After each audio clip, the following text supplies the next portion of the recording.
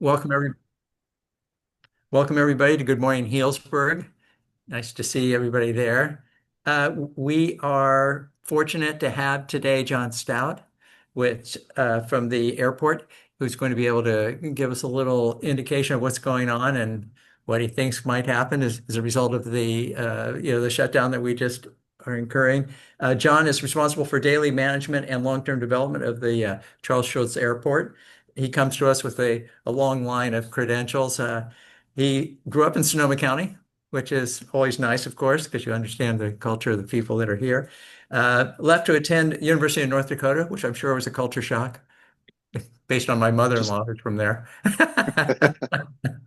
Um, got his MBA at Northwestern and then at Northwest Missouri State, and then of course, has been working in the airline business for a long time. He's an active member in the American Association of Airport Executives, past president of the Southwest chapter of the American Association of Airport Executives, past president of the California Airports Council, and a Windsor Chamber of Commerce board member, and a licensed private pilot. No interest like self-interest. Lives on 40 acres up in Ukiah with his wife, and we're pleased to have you here, Jon. Welcome. a good morning, and thanks for having me today. I do have some slides and go over what's going on at the airport, and hope to leave some time for your questions. Want to get you the information that you would like to know about the airport. The airport's been pretty busy in the last couple of years. We are an enterprise fund under the Department of Infrastructure within the County of Sonoma. So what that means was we pay our way. So if we use county services such as the HR department or risk management, we pay for those services out of our operations.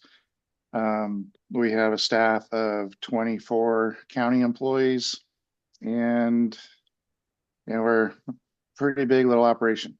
But total budget's just a little over $20 million, and I'll cover this a little bit, but we have our economic impact information included. The airport's gone up and down over the years. Last year we had about 82,000 total operations, and an operation is one takeoff or one landing. The airlines represent about 10,000, almost 11,000 of that. So they've been growing. They're pushing now 10 or 12, 15%. And around 2001 to 2007, we had no commercial operations. And from a historical perspective, our busiest operating year in terms of traffic at the airport from aircraft was 1978 with 205,000 total operations. So over time, general aviation has changed, operations have changed, and our traffic has dropped somewhat. Looking at 2024 on the airline side, we had at peak 15 destinations with service from Avelo. A lot of that was they had created a base in 2024. They got up to 8 destinations served by them. They have since left the airport. They stopped flying on August 11th. Last year we had the 3 airlines, Alaska, American, and Avelo. We averaged 14.7 departures per day and just over 2,100 passengers per day.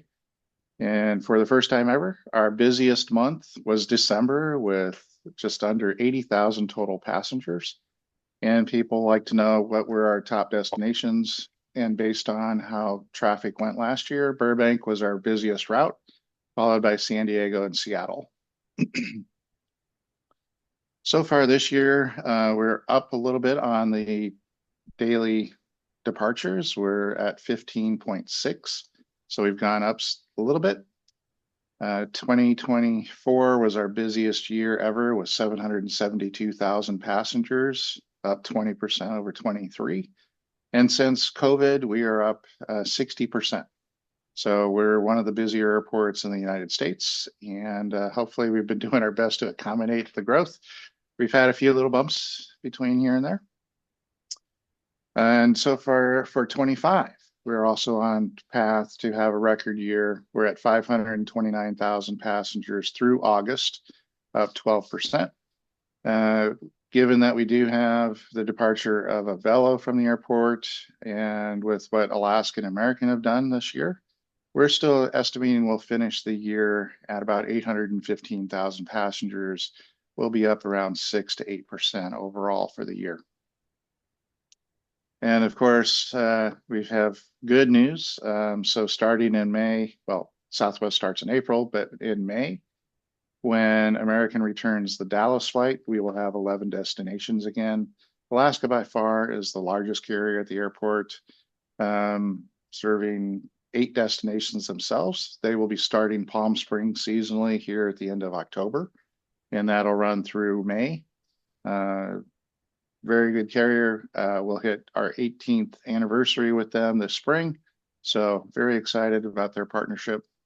American is doing Phoenix and Dallas. They are doing twice a day on Phoenix right now. Dallas will suspend at the beginning of December until May. And the good news, and probably the biggest social media announcement the county's ever made, was the welcoming of Southwest Airlines to the airport. They will start April 4th with Burbank, Las Vegas, San Diego, and Denver. Really builds out our route map. We are still working on that eastbound service. They're going to start service to Denver with just once a week. So book frequently or fill that plane to Denver so they see the demand and increase that service to hopefully daily and multi times per day. Future opportunities, we're still working with Alaska on other opportunities. We're trying to encourage them to add Boise back. That was a very popular Velo route. We're starting to run out of options with Alaska because of the way their network is structured. We're pushing American to keep Dallas year round, and so far, no luck. We'd like to keep that to less than a 6 month, maybe a 4 month suspension instead of 6. We'll continue to push them. And we're working with Southwest now, watching those advanced bookings to see how that is going. They'll be working on their summer schedule, and we should see soon what they'll be doing beyond June 3rd here in Santa Rosa. So that's definitely keeping us busy. We don't have any other airlines that we're talking to at the moment, but we meet with airlines regularly. We go to 2 to 3 airline conferences per year, and we keep that discussion and dialogue going. And as when we reported the announcement with Southwest, we'd been talking to them for over 15 years. So some of this is more of the marathon, not a sprint. So they've been patient, we've been patient, but hopefully everybody finds that it's worth the wait.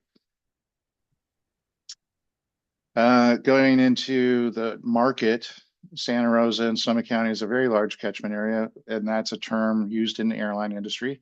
That's where you capture your passengers. We consider that area to be north of San Rafael, up into Humboldt, over to Napa, Lake County.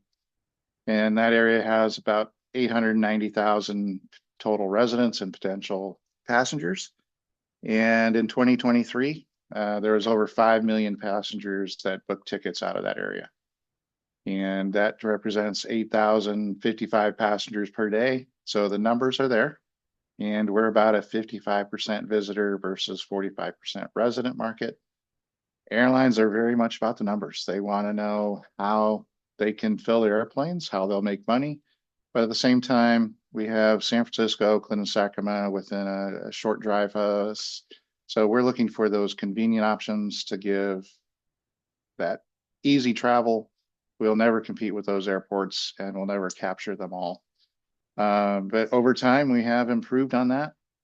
And 2024 was our best year, but we still leaked 89% of those passengers to those other airports. So the last 4 years, we've gone from about a 7% retention to an 11%. And the bulk of those are going to San Francisco. And then going it down more, Alaska was not super pleased to find or hear the news about Southwest flying on 3 of their routes. But in talking to them, they understand the market, they understand the competition. But when you look at San Diego on this chart, there's 462 passengers per day potential each way. 78% are still using other airports. So I'm hoping that we become now a rising tide, lifting all boats, and they both do well. And it gives more opportunities for our residents and visitors, and it also bumps down fares a little bit. So competition can be a good thing as long as they don't turn it into a race to the bottom and try and price each other out of it. So we'll be monitoring that with our partners, and we'll probably see some changes from Alaska to compete more with Southwest now on their markets. But they competed with Avelo on the Burbank route for the 4 years that Avelo was in the market, and they both did well serving Burbank. So competition will definitely help. Getting into the economics of the airport, our economic study is a little bit old, so it covered 2021, and we'll be doing a new economic study starting next year for 2025. We averaged 10 daily departures. That was a $228 million economic impact just in Sonoma County, supporting 1,700 jobs. We also have a capital program. We do very well on our federal grants. We average just over $6 million or $5 million a year in federal grants. And then when we do larger projects, that can get into the tens of millions, like when we did the terminal project. We're getting ready to do a runway project starting in 27. And that project's going to be 40 million. And 90% of that will be covered through the FAA. Our Aviation Commission also asked, well, what does that represent from a county as a whole? We're almost a 1% representation of the economic activity in the county. And then for the airport, passengers are very important to us as well in terms of our revenues and operating budget. It averages about $20 per passenger for revenue to the airport each way. And then we've been pushing smart. As we've gotten busier, our parking lots can get a little tighter on capacity. This year, we've been managing that a little bit better, and we have not had any weekends where we've been full. But we are encouraging people to think of alternative means to get to the airport, and we like to push the smart way to fly.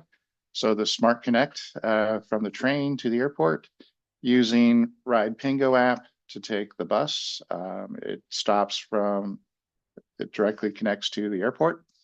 And it's easy on, easy off. And so it's been growing in its ridership. And as Smart has increased the times, we have more flights that connect to the train. And then the airport does make noise. We recognize that. So this is an important area for the airport. The FAA controls all the flight routings and all the flight paths that the aircraft use. And the FAA looks at the whole airspace of the Bay Area, not just Sonoma County. So when people go, why can't you just shift it over? It does have impacts in how the routing goes for the Bay Area, where we do have a lot of flight paths going to Oakland and San Francisco that go over Sonoma County. So we've been working for a while with Cygnus Consulting to work on the FAA methodology to change procedures. We have worked with our airline partners, and unless it's in a procedure, they can't do it. They have to follow the written procedures. They're not going to introduce anything that has not gone through the full safety vetting. They want consistency. They want to make sure that everybody's safe, and that is the number one priority. But what that does mean is the only way to change it with the FAA is to change the procedures. So this feasibility study is working with a group that is designing procedures to shift flights, make them higher, and better coordinate them into the system to hopefully reduce noise and emissions. And we should have those procedures done by first quarter next year for submittal to the FAA. So we are hoping there's going to be some relief in the near future.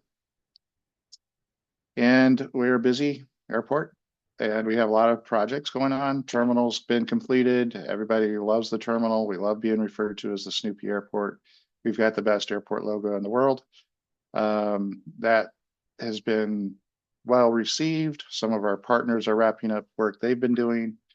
Flying Ace has completed their renovations of the restaurant and expanded the patio area. We've expanded the wine bar at the gate. It can't be wine country without the ability to have a glass of wine before your flight.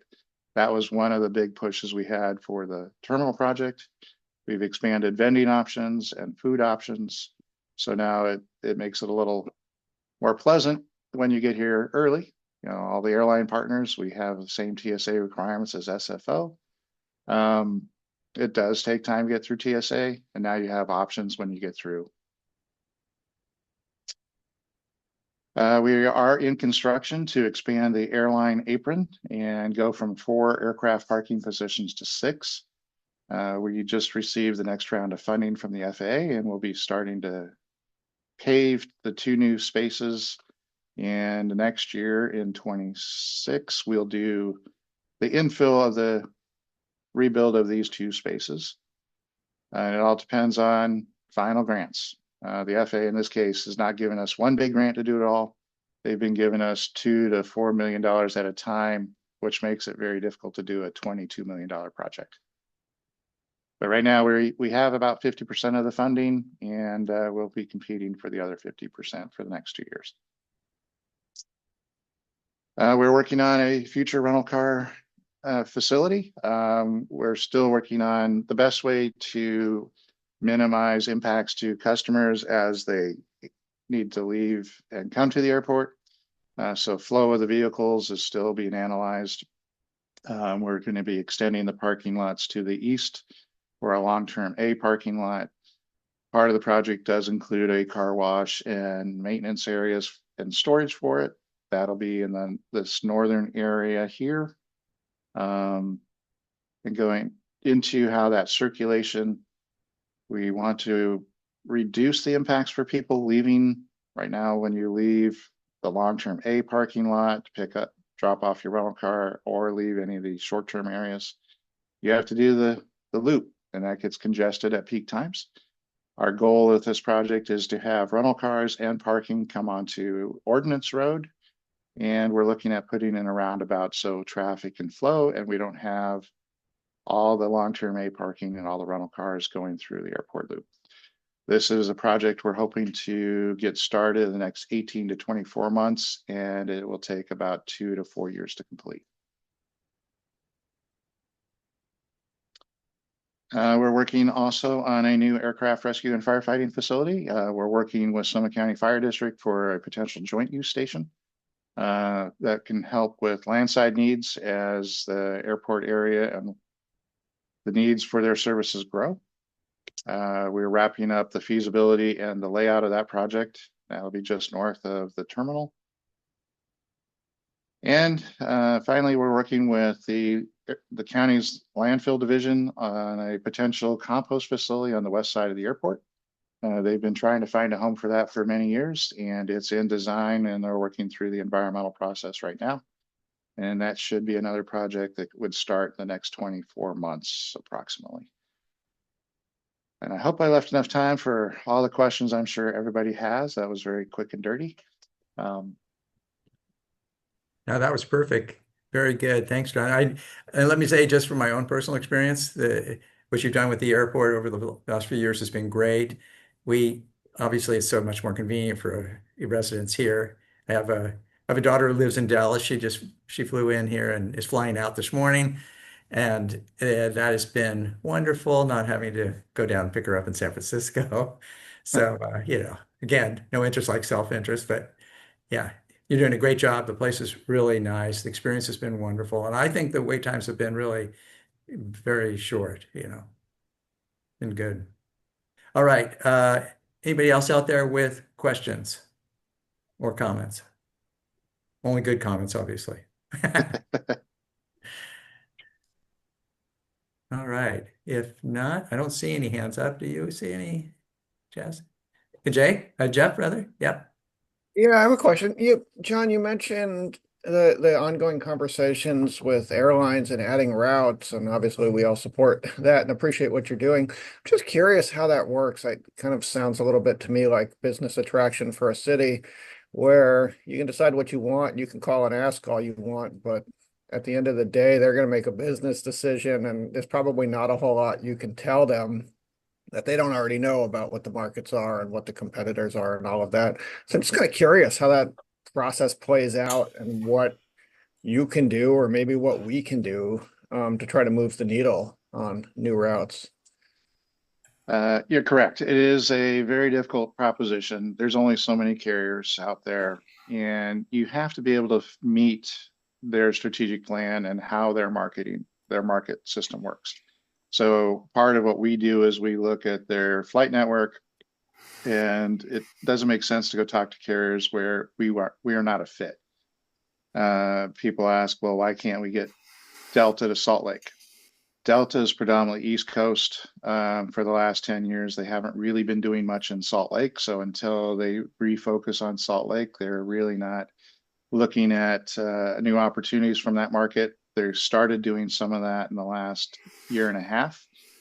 We've had some good conversations with them recently, but there was a 10-year period where they wouldn't even respond.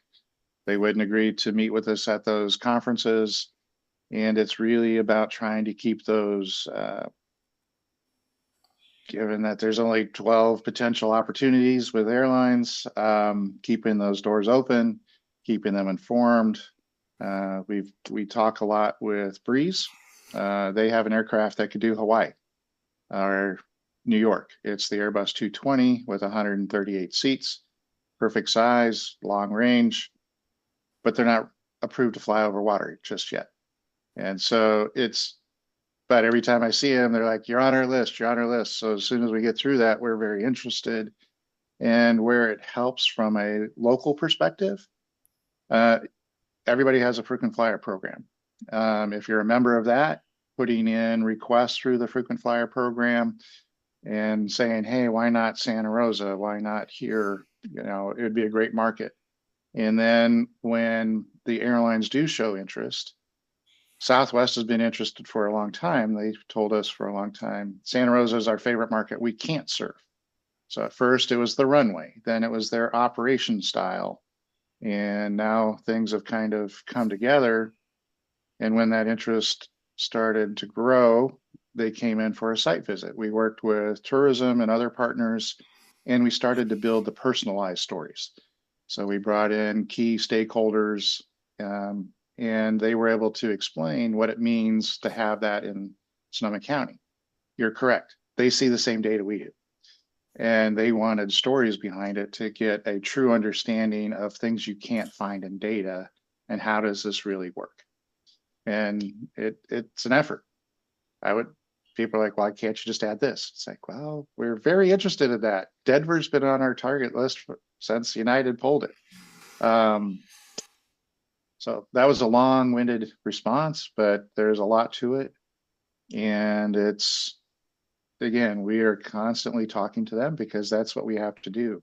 There's 435 airports out there that can support commercial service, and we have to tell them why we're better than those 434 other ones. Okay. Jeff, anything else? No, that makes sense. Thank you. Okay. Evelyn? Good morning. Can you hear me Morning. okay? Yeah. Good morning. Oh, yeah. Thank you, John, for that report. It really is great to hear all of the information and all the successes that the airport is having over these last several years. My questions are three, I think. Well, I think you partly answered one. When are we going to have a plane that goes to Hawaii? You're working on that, I gather. Yes. There's about 400,000 people a year that leave our area to go to Hawaii. So there's plenty of demand, and it's the problem of finding the right operator. Alaska's reviewed it several times because it fits their network. They just don't have the right aircraft. And all of the flights that Alaska does to Hawaii is on the 737-900, which is, they do occasionally fly it into Santa Rosa, but it's not a regular aircraft. It's 178 seats. So our runway is just a little short for that bigger aircraft, and they would have to block about 40 seats to make it work. And 40 seats is too big of a number for them to be willing to do it. We've tried to convince them to use one of their smaller planes, but they're not using those on the Hawaii routes. That makes sense. So, My other question. I'm sorry, Sorry, go go ahead. ahead. Well, you talked about the fact that, of course, you have to go through TSA just like any other airport. What kind of wait times are you experiencing? Last year, unfortunately, our airlines don't coordinate their times with us. As much as we'd like them to, and as much as we share everybody's flight information, the flight details, their scheduling departments don't look at it. They're like, this is when the plane can come there. This is when we made it work. Last year, we would have, in a 90-minute period, 6 flights, and 3 of those were 737s. At that time, we were having 20 to 25-minute waits. Luckily, it was only a couple weeks, and then they just naturally dispersed. So we haven't seen that kind of wait time this year. It's been, I think, 10 to 12 minutes.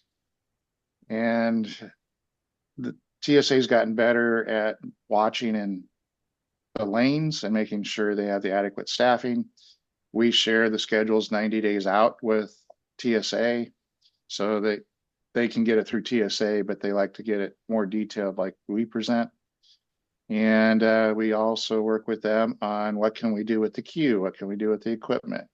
You know, we're looking at working with them to do a software upgrade. I know it's kind of weird, but these new machines are really cool and pretty, and you don't have to take your liquids out of your bags, but they're slower than the old machines we had before the terminal project. And it's taken them a while, but we're working on getting a patch, hopefully in the next 3 or 4 months. This government shutdown might delay that a little bit, where it'll speed them up a little bit. So instead of an 8-minute time from they check your ID to the time you get to the back of the screen, it might be 5.5 to 6 minutes. So that minute and a half makes a difference. And we're working with them right now to reconfigure the queue. They've been telling us that we are now reaching points where 60% of our travelers are pre-check. So we have more pre-check than we do regular passengers. So we're trying to reconfigure that lane to make, minimize wait on both sides.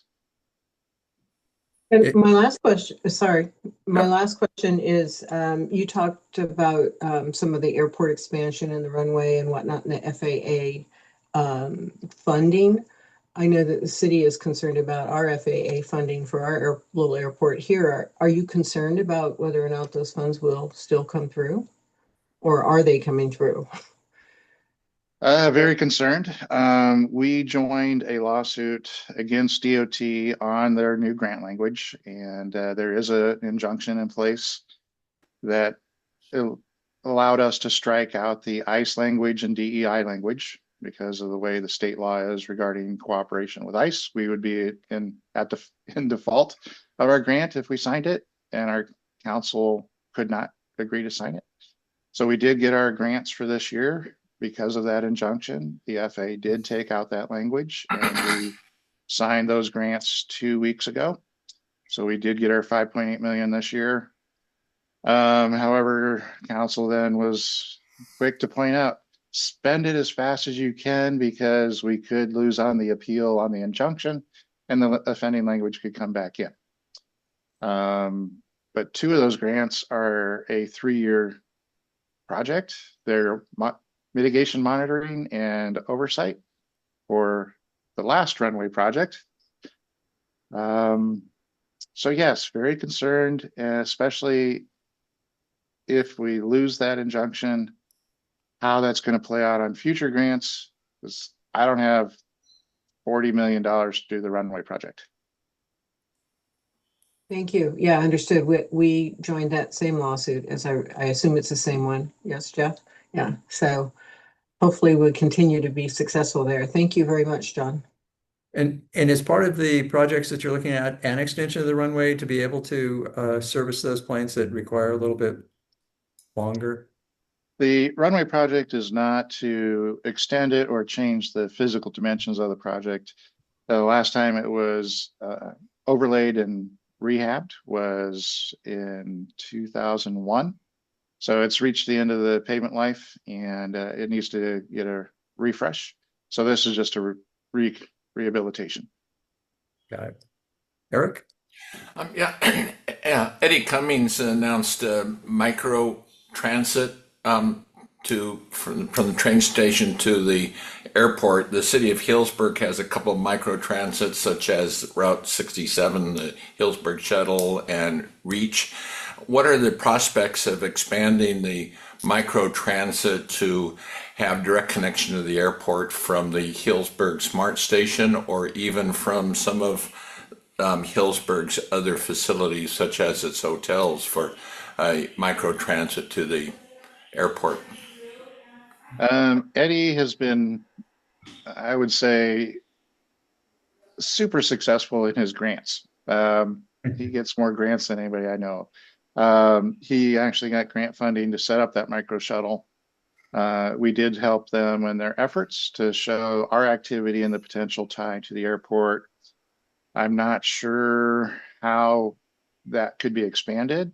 I can reach out to Eddie to explore that. And I know Mike McGuire was very helpful in supporting that. He's wanted the connection to the airport since SMART started, and he's been a big proponent of that as well. And I can also reach out to Sonoma County Transit and see what they can do with the bus lines to increase that. We do allow hotel shuttles, so I don't know if any of the Healdsburg hotels are interested in providing direct shuttle service. We have about 6 properties with direct hotel shuttle service. Thank you. But the transit side is things that we'd like to push more. I had a conference at the beginning of the week in Salt Lake City, and it was really cool to be able to walk out of the terminal, and really close to the terminal was a train station, and it was less than a half a mile to the conference center and hotel at the other end. Yeah. Yeah, that's great. But we have what we have. We work with that. Right. The bus, it works well. With the airport and the train station are only 2 direct spots that are part of the network, because they are on demand. They will go pick people up in the industrial area, and they'll go within a 1.5 mile radius of the train station. So it's a little bit more than just the airport. All right. Well, thank you very much, John. Anybody else have any questions or comments for John before we let him go? If not, again, want to thank you very much for coming and for all of your efforts out there for us. We appreciate it much. And if there's, of course, there's anything you can do, you can reach out, and this venue is always available to you. Okay. Thank you. Thank you. Uh-huh. Okay. Well, next we have Evelyn with a little update from the city. Evelyn? Hi, yeah, thank you. Just a few things. Again, thank you, John, for that report. I really found it very interesting, and I appreciated it. So we're on October 11th from 11 to 1. We're going to have a fire department is holding an open house at our new fire station near Montage. So put that on your calendar. Foley Pavilion is delayed because of some discovery of some contaminated soils that they're having to work through, but continuing to progress, and we expect it to wrap up in November. So I'm really looking forward to being able to ribbon cut that with the rest of my council members. Construction, good progress at Sidro Hills. Housing phase 1, which is 48 units of affordable. They're really putting those things up pretty quickly, and it's looking great. Phase 2 is expected to break ground in the spring. We're excited. We had the ribbon cutting at the Appalachian Hotel last month, which was tons of fun, and it's absolutely beautiful. There's the affordable housing project is still in progress, and that's 48 units. It's going to be completed in the next few months. And then SMART recently was awarded a design contract for the first, or awarded the design contract for the first phase of construction in Healdsburg, to Healdsburg. So that's exciting and ties in with all the other conversation about the airport. And then this is the most important thing. The Halloween Pet Parade is on October 18th in the plaza, where I get to be the MC again this year. I think Jeff is going to be a judge, and Chris maybe as well. And that's from 12 to 2. You're good. Okay. So that's from 12 to 2. So put that on your calendar. We'll have a lot. That's always an amazing time, fun, best thing of the year as far as I'm concerned. That's all. And I think Jeff probably has some more. All right. Well, thank you, Evelyn. Jeff? Sorry, I had a couple things. Yes, I will confirm that I am confirmed to be a judge at the pet parade. So most important out of the way. Um, Mayor Mitchell mentioned the smart contract, and you all may have seen the news that they're starting this what they're calling a design build to get here. So that's really happening. One thing I wanted to add on that is I think I've mentioned this before, but it's all kind of a big kind of notion until it's something real, is that we are going to be embarking on a station area planning effort for the smart station. That ties back to MTC, which is the Regional Bay Area Planning and Transportation Organization, which drops a lot of mandates on local communities. Has something that they call a transit-oriented communities program that we will fall under once the smart station gets here, which in order to be eligible for transportation funding requires fairly aggressive zoning around stations. What they want to see is transit-oriented development around transit to maximize the ability of people to use transit. And that means fundamentally more housing, but it also impacts parking and some other design and development standards. They have also, in their graciousness, offered planning grants to help cities get into compliance with that. So given that we'll have to comply regardless, we pursued and received one of those grants. So we're going to get over $1 million to do a station, what we're calling a station area plan. That would be an update of the Central Healdsburg Avenue plan, which is already in existence and covers the area around the depot, but does not align with that transit-oriented communities standard that's coming down the chute. But because of the half-mile radius, it would also cover the South Entry plan, which has been a planning effort that's, I think, been on my to-do list for as long as I've been here. It's been something I know the city's wanted to do for a long time, but it's brutally expensive when you look at the environmental work you need to do in the infrastructure planning. So that's a 7-figure planning effort that's always been a little bit hard for us to get underway on the city dime. The thinking was let a developer come in and pay for it. And we might do that to a certain degree since there is a new owner of the Sire property, but having $1 million plus from MTC really gets that ball rolling. So good news is we've got funding to do this planning effort, and we're just about ready to execute the grant agreement with MTC.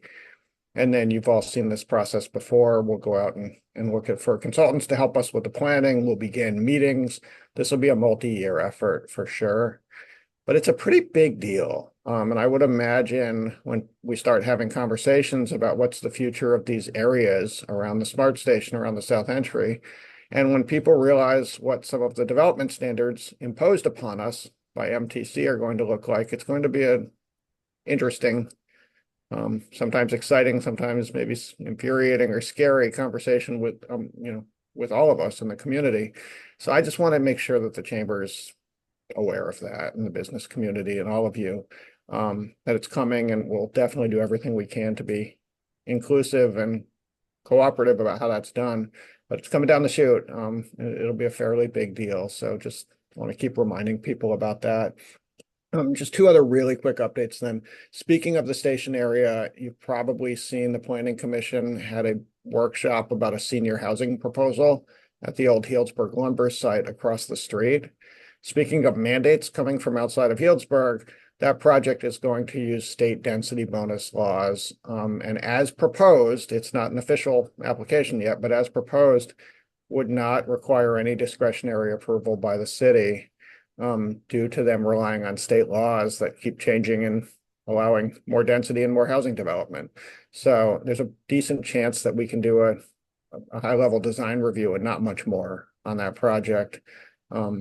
And I think they were looking at something in the neighborhood of 80 senior units with affordable included, and that's how they get the density bonus. So I just want to let people know that that project exists, and it's early and it could change. It probably will change, but it exists. And even though we won't be having a big planning commission or city council hearing necessarily because we don't have that discretion, we'll try to make sure people are aware. They've already had one community meeting. And then the very last update is I'm starting to get a lot of questions about what does the federal shutdown mean for us. Mayor Mitchell shared before, we also have a couple of FAA grants, one of those projects we wanted to kick off next month. By all accounts, we're going to do it. The shutdown could delay us getting reimbursement Federal grants are spend the money and they'll pay you back.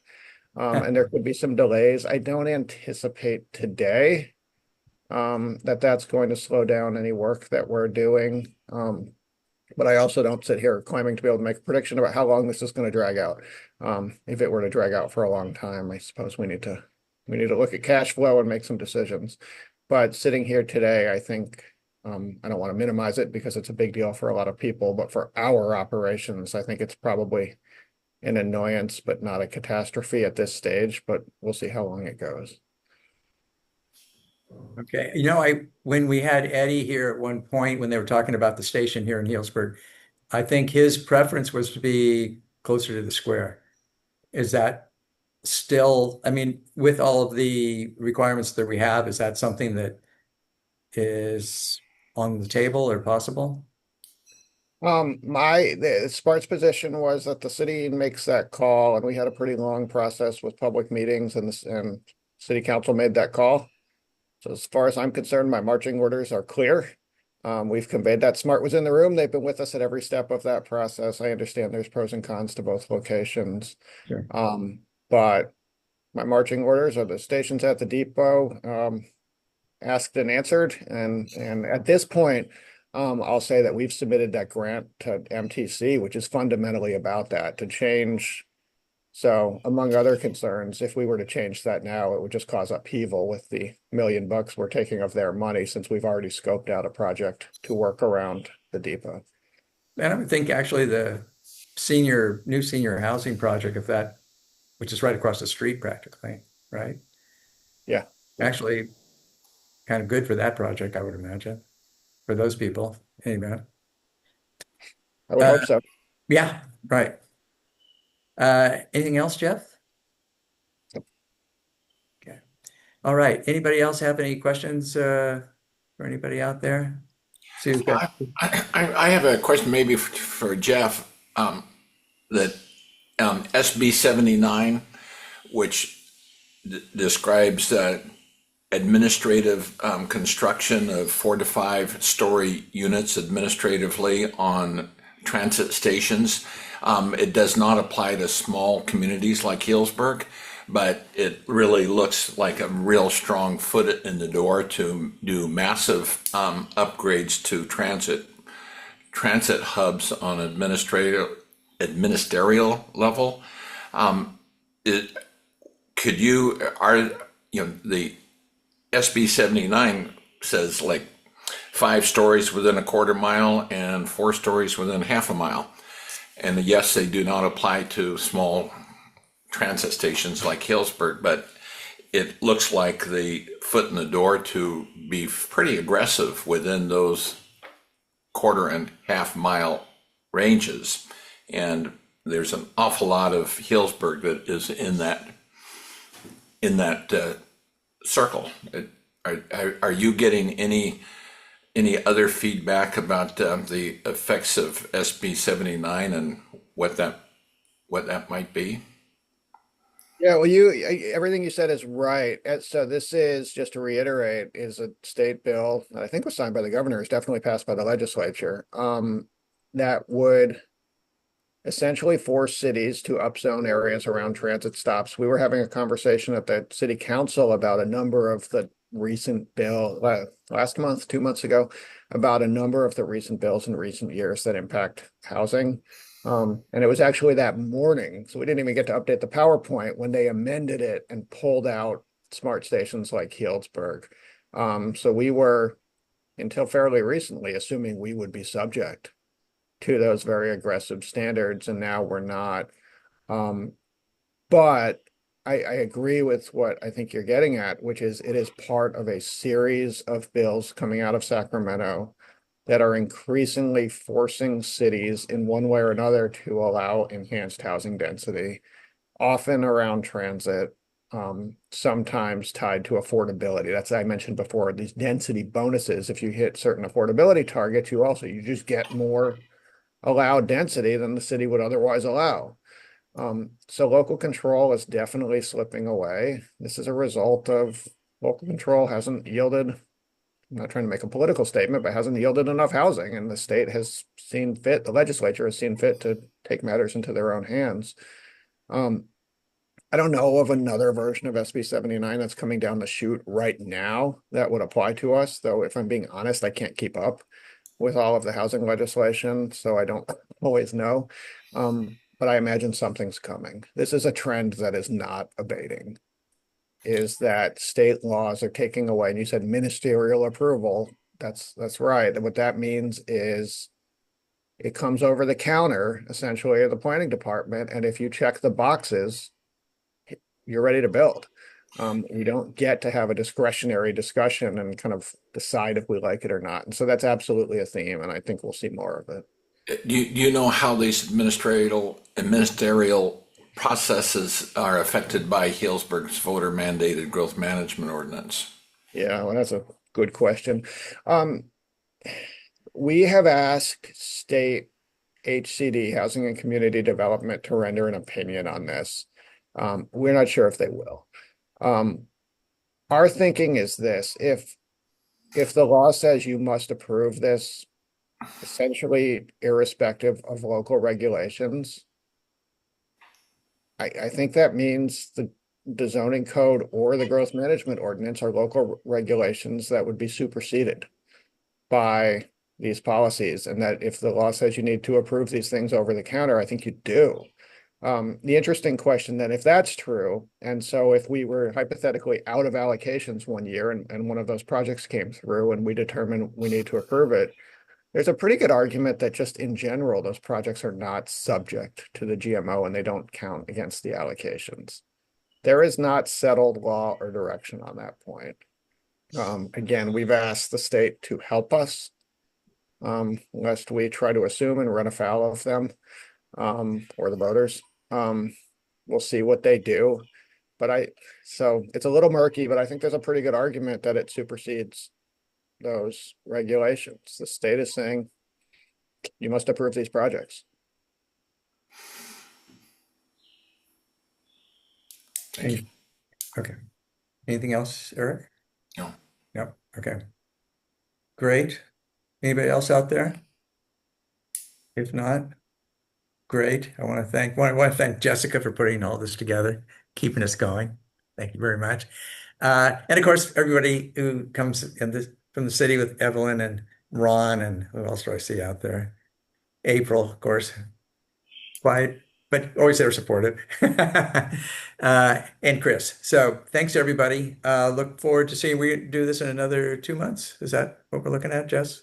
Yes, we will have the first week in December. The prune packers will be joining us, as well as Farm to Pantry, I believe.